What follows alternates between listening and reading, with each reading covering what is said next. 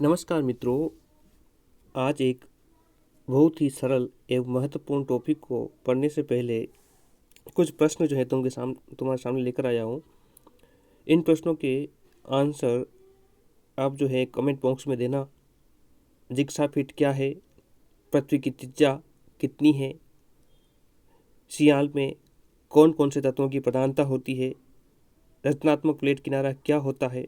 और प्रवाल भित्तियाँ क्या है?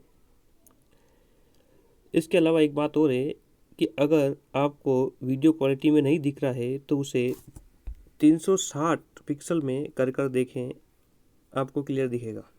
आओ आज के महत्वपूर्ण टॉपिक, जिसका नाम है अनाच्छादन। अनाच्छादन में मुख्यतः 3 शब्द सम्मिलित है। अनाच्छादन में मुख्यतः 3 शब्द सम्मिलित हैं। वो शब्द हैं अपक्षय, अपर्दन और सामूहिक स्थानांतरण। अपक्षय, अपर्दन और सामूहिक स्थानांतरण। इसमें से जो अपक्षय है, अर्थात अपक्षय एक ऐसी क्रिया है जिसके द्वारा चट्टानों के जो ऊपरी परत है वो वियोजित होकर उसी स्थान पर गिर जाती है। अर्थात अपक्षय की परिभाषा के रूप में अगर देखें तो अपक्षय से तात्पर्य चट्टानों का अपने ही स्थान पर टूटकर फूटकर गिरना अपक्षय कहलाता है। उसमें जो है स्थानांतरण नहीं होता, किसी भी चीज़ का उसी स्थान पर टूटना फूटना अपक्षय कहलाता है।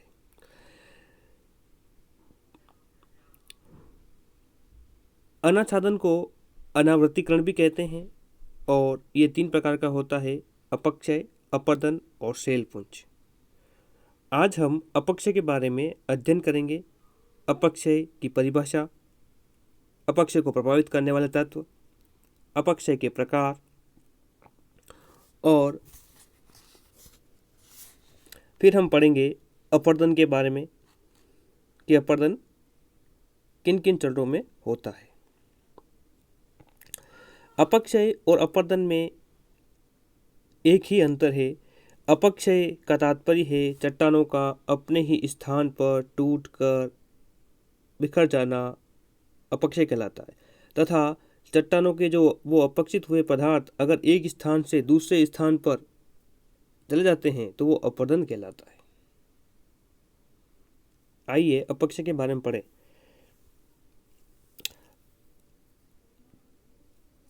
अपक्षय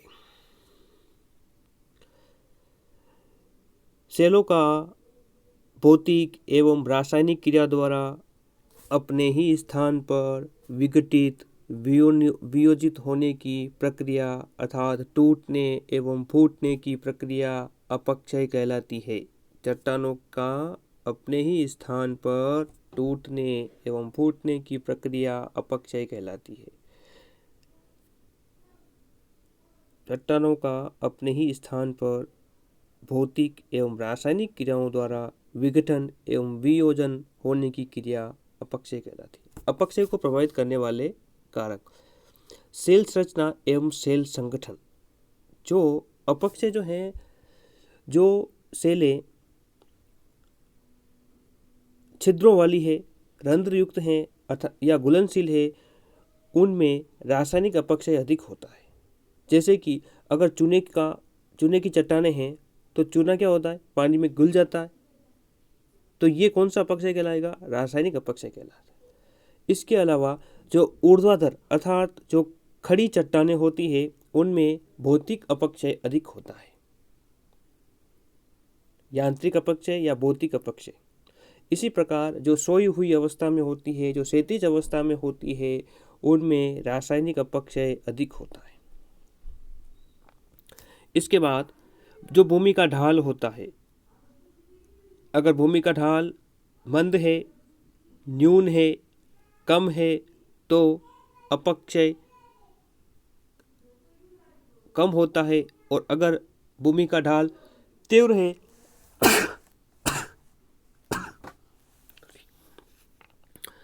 अगर भूमि का ढाल तीव्र है तो अपेक्षाकृत जो है अपक्षय जो है अधिक होता है। जलवायु की विभिन्नता। जलवायु भी अपक्षय में महत्वपूर्ण कारक है। चट्टानों के गर्म होने एवं ठंडे होने की प्रक्रिया में भी अपक्षय होता है। यह अपक्षय यांत्रिक अपक्षय कहलाता है। उष्ण आर्द्र प्रदेशों में रासायनिक अपक्षय अधिक सक्रिय रहता है, जबकि उष्ण एवं शुष्क प्रदेशों में भौतिक अपक्षय या यांत्रिक अपक्षय अधिक सक्रिय रहता है। वनस्पति का अभाव। वैसे तो वनस्पति अपक्षय को अवरोध का काम करती है, लेकिन जहाँ पर वनस्पति नहीं है वहाँ पर अपक्षय अधिक होता है। ठीक है। अब आता है अपक्षय के प्रकार। अपक्षय के प्रकारों को 3 भागों में बांट सकते हैं: भौतिक अपक्षय, रासायनिक अपक्षय और जैविक अपक्षय। भौतिक, रासायनिक, जैविक अपक्षय। अनाच्छादन 3 प्रकार का होता है। कौन कौन सा? अपक्षय, अपर्दन और सामूहिक स्थानांतरण। अपक्षय, अपर्दन और सामूहिक स्थानांतरण। इसी प्रकार से अपक्षय के प्रकार वो भी 3 हैं: भौतिक, रासायनिक और जैविक। भौतिक किस रूप में? आओ भौतिक के बारे में जानकारी प्राप्त करें। भौतिक से मतलब है कि सूर्य, ताप, तुषार, जल, वायु, दबाव, चट्टानों में विघटन होने की प्रक्रिया को भौतिक अपक्षय कहलाती है। जैसे कि जो सूर्य की गर्मी है, दिन में सूर्य का तापमान अधिक हो जाता है, रात्रि में तापमान कम हो जाता है। मतलब कि उससे जो सेलें हैं वो सिकुड़ती है, फैलती है। ये भौतिक अपक्षय है। इसके अलावा हिमपात जब भी होता है तो जब चट्टानों की दरारों में बर्फ जम जाता है तो वो ठोस हो जाता है, जिससे कि चट्टानों की जो दरारें हैं वो और अधिक बढ़ जाती है। इसी प्रकार से जल भी है, जो जल और वायु के घर्षण से भी चट्टानों का विघटन होता है। किस किस प्रकार का होता है? आइए। पिंड विच्छेदन। पिंड विच्छेदन। पिंड का क्या अर्थ है? पिंड यानी कि एक सेल का टुकड़ा होता है। ठीक है। जो बड़ी बड़ी सेलें होती है वो समय काल के साथ दरारों के पड़ने से बड़े बड़े टुकड़ों में विभक्त हो जाती है, उसे पिंड विच्छेदन कहते हैं। अपसल्कन। अपसल्कन सेलों की ऊपरी परत में गर्म एवं ठंडे होने से सेलों के छिलकों की तरह टूटना अपसल्कन कहलाता है। जिस प्रकार से एक प्याज का छिलका, प्याज जो होता है उसके एक एक छिलके को हम अलग कर सकते हैं, उसी प्रकार से जो उष्ण क्षेत्र होते हैं उन क्षेत्रों में जो गोल चट्टानें होती है और उन गोल चट्टानों के ऊपर दिन का तापमान अधिक, रात्रि का तापमान कम, ये प्रक्रिया निरंतर चलती रहती है, जिसकी वजह से उनके मध्य में दरारें उत्पन्न हो जाती है और वो प्याज के छिलकों के समान उसका ऊपरी आवरण हट जाता है, जिसे अपसल्कन कहते हैं। तुषारी अपक्षय। तुषारी अपक्षय से तात्पर्य ये है कि जब चट्टानों के अंदर दरारों में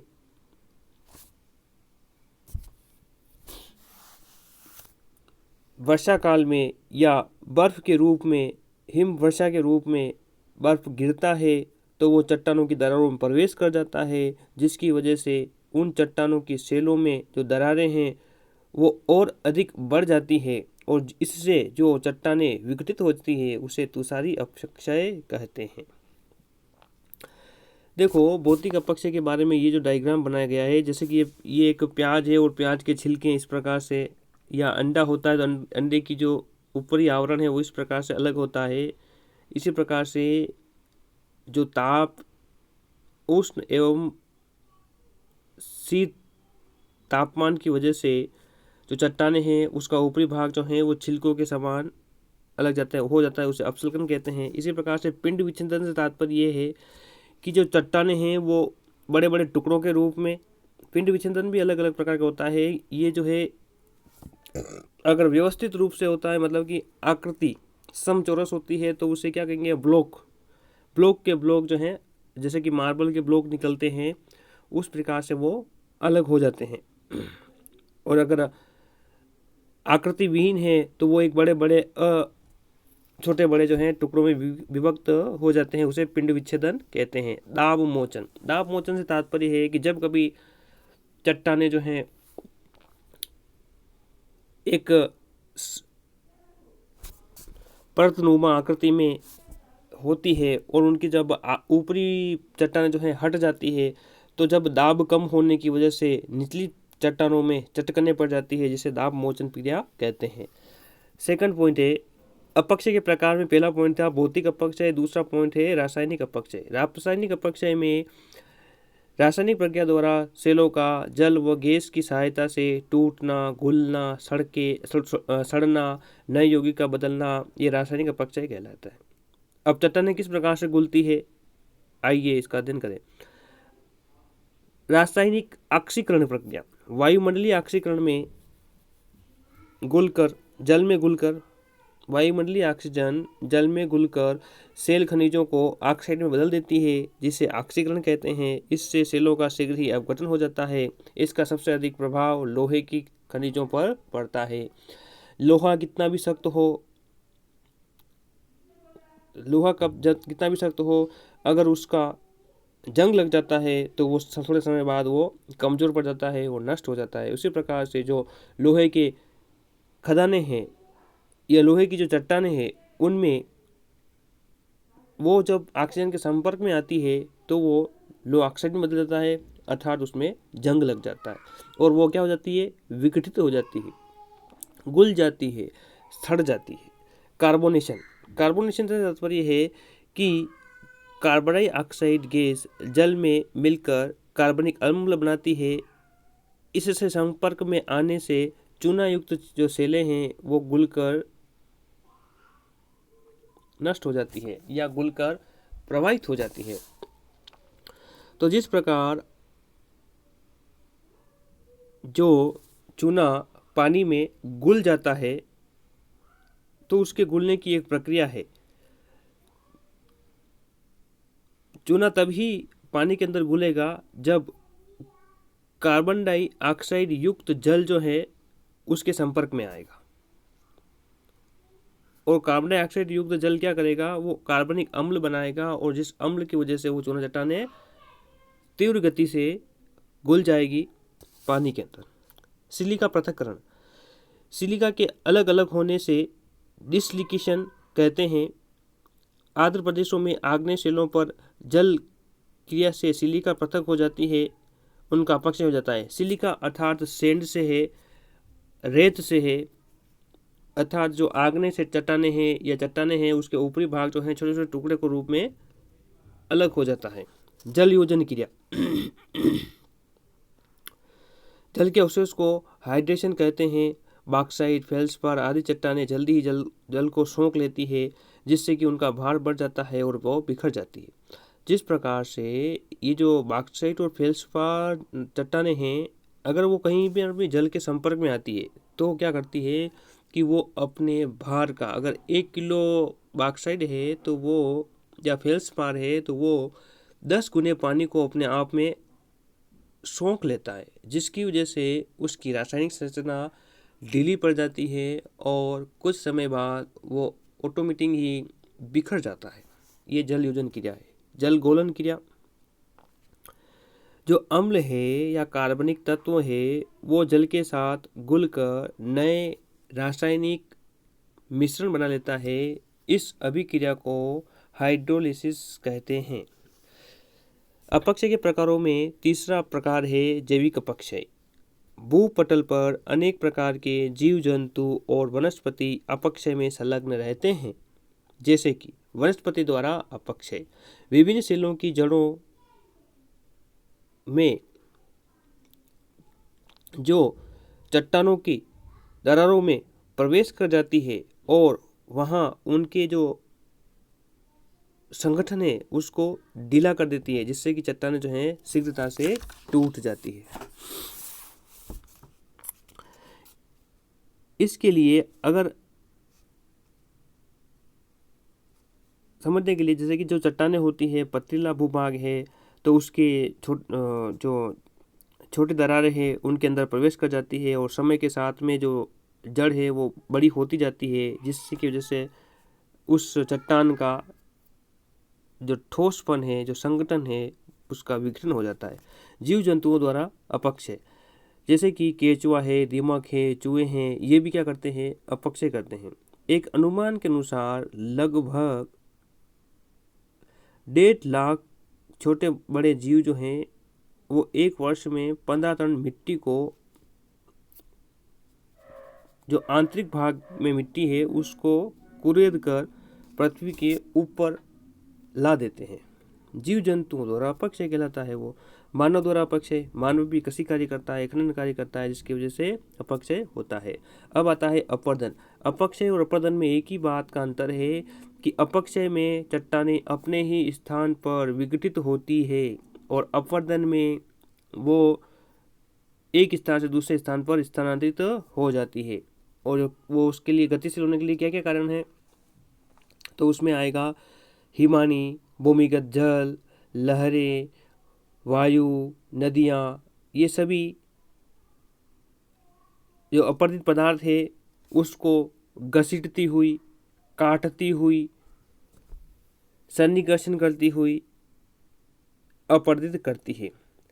अपरदन निम्नलिखित विधियों से होता है। प्रथम है अपघर्षण। अपघर्षण से तात्पर्य ये है कि जो नदी है, हिम नदी है, पवने हैं, महासागरीय तरंगे हैं, ये सभी जब प्रवाहित होती है तो अपने साथ जो भी अपशिष्ट पदार्थ बहाकर ले जा रहा होता है, वो क्या करता है कि उस धरातल के पेटे को भी उस धरातल के पेटे से वो चीज़ें टकराती है और जिससे कि धरातलीय सेलों के अंदर भी घर्षण होता है और गर्तन होता है। उस घर्षण को अपघर्षण कहते हैं। जिस प्रकार से अगर हाईवे पर ट्रक चल रहा है तो घर्षण कहाँ होगा, सड़क पर, और उसके टायर पे घर्षण होगा। उसी प्रकार जो नदियाँ बहती है तो उसकी नदी के पेटे में जो चट्टानें हैं उसमें और पानी में जो अपवाहित सेल समूह है उसमें टकराने की वजह से जो क्रिया होती है उसे अपघर्षण कहते हैं। सन्निकर्षण, नदी के अंदर पवनों में या लहरों में जो सेल कण अपवाहित होते हैं वो अगर आपस में ही टकराते हैं और टूटते हैं तो उस क्रिया को सन्निकर्षण कहते हैं। तीसरा है जल दबाव क्रिया। जब नदी प्रवाहित होती है तो कभी कभी भंवर पड़ जाते हैं। भंवर से तात्पर्य ये है कि एक चक्री के रूप में जल जो है गति करने लगता है और उसकी वजह से एक विशेष स्थान पर जो जल में प्रवाहित कण हैं उस पेटे के अंदर बार बार टकराते हैं, जिससे कि एक गर्तनुमा अपवर्दन क्रिया होती है जिसे जल दबाव क्रिया कहते हैं। संक्षारण से तात्पर्य यह है कि जल में रासायनिक क्रिया द्वारा चट्टानों के खनिजों का घुलकर बह जाना संक्षारण कहलाता है। अपवाहन, पवन द्वारा बालू मिट्टी को एक स्थान से दूसरे स्थान पर ले जाना, अर्थात अप और वाहन यानी कि क्या करना, दूसरे स्थान पर शिफ्ट कर देना, अपवाहन कहलाता है।